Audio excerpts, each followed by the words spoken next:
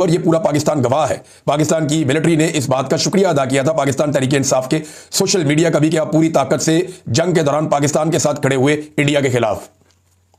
और खड़े उन्होंने पाकिस्तान के साथ ही होना था, पाकिस्तान के मालिक है वो। फौज तो सिर्फ मुलाजिम है, मालिक तो पाकिस्तान के वो लोग हैं जो पाकिस्तान के साथ खड़े हुए। तो अब ये बयानिया दोबारा बनाना शुरू कर दिया, जनाब ये जंग के दौरान इंडिया के साथ खड़े हुए थे। कब खड़ा हुआ था कोई भाई? कोई भी इंडिया के साथ खड़ा नहीं हुआ, सारे के सारे लोग पाकिस्तान के साथ खड़े हुए थे। कहते जी इमरान खान ने स्टेटमेंट नहीं दिया था। भाई इमरान खान का स्टेटमेंट आ गया था, नवाज शरीफ का स्टेटमेंट नहीं आया था जंग के दौरान। और बाद में इनको शर्मिंदा होकर कहना पड़ा कि नवाज शरीफ ने जंग को डिजाइन किया था बैठकर, पता नहीं उसने प्लान किया था कहीं पे बैठ के। बाद में ऐसी चीजें करके तो ये गोगलों से मट्टी झाड़ रहे थे। उन्होंने कहा कि हम ये सब कुछ इसलिए समझ रहे थे कि हमने पूरा साथ दिया कि बाद में हालात बेहतर हो जाएंगे, शायद चीजें बेहतरी की तरफ जाएंगी। फिर उन्होंने कहा बहुत अफसोस हुआ जो प्रेस कॉन्फ्रेंस की गई, जो अल्फाज इस्तेमाल किए गए वो नामुनासिब थे। और ये वादे हम करना चाह रहे हैं कि शायद लोग लड़वाना चाह रहे हैं, अपनी अना को जाने देना होगा, एक दूसरे को स्पेस देना होगी, मुलाकात हो नहीं रही और मुकदमात नहीं लग रहे।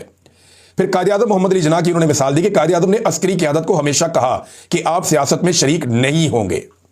कायद-ए-आज़म ने बार बार कहा लेकिन उसके बावजूद सुनते नहीं है। अभी पाकिस्तान तहरीक इंसाफ ने एक रिटायर्ड ब्रिगेडियर है, 97 साल उनकी उम्र है, 97 ईयर्स ओल्ड, उनका एक स्टेटमेंट जारी किया है। ये कायद-ए-आज़म मोहम्मद अली जिन्ना की बात नहीं सुनी तो रिटायर्ड ब्रिगेडियर की क्या बात सुनेंगे? मियां मोहम्मद अहमद साहब, ये first PMA long course, first PMA के, इतना पुराना फौजी ऑफिसर। उन्होंने कहा पता नहीं मेरी कितनी जिंदगी है, लेकिन मैं अपने इदारे से कहता हूं कि इनका एहतराम करें, लोगों की राय का एहतराम करें, अपनी हलफ के मुताबिक अपनी ड्यूटी करें। वो समझा रहे हैं फौज को, लेकिन कायद-ए-आज़म की बात नहीं सुनी। तो ये जो लोग अपने इक़्तिदार की हवस में अंधे होते जा रहे हैं, ये अपने सीनियर्स की बात क्या सुनेंगे?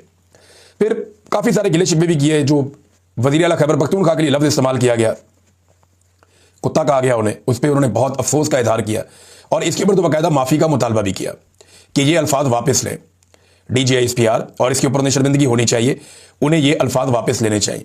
प्रेस कॉन्फ्रेंस तो आप लोगों ने सुन ली होगी, चीज़ें आपके सामने आ गई होगी। अब दो चीज़ें मैं आपको बताता हूँ। एक तो इमरान खान साहब का स्टेट ऑफ माइंड बाहर बैठे हुए लोगों से कैसे मुख्तलिफ है।